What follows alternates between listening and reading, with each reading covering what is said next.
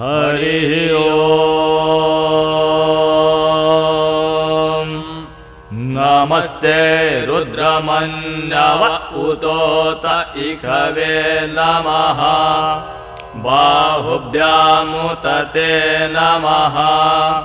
जाते रुद्रशिवा तनूरघोरा पापकाशिनी। तया नस्तन्वासन्तमया गिरिशन्ताभिचाकसीः।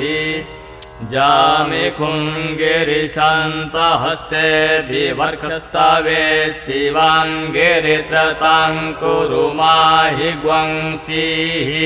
पुरुखं जगत शिवेन वचसा त्वा गिरिसाक्षात् वदामसि। यथा नः सर्वमि जगदयक्ष्मग्वं सुमना असत।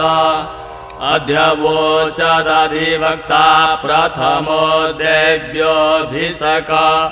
अहिंश्च सर्वं जम्भयं सर्वाश्च जातु धान्यो धराचिः परासुव।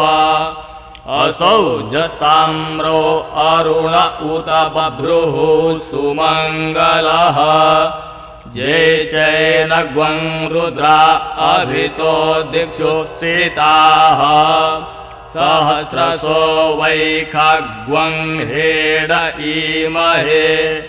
असौ जो वसर्पतिर्नीलग्रीवो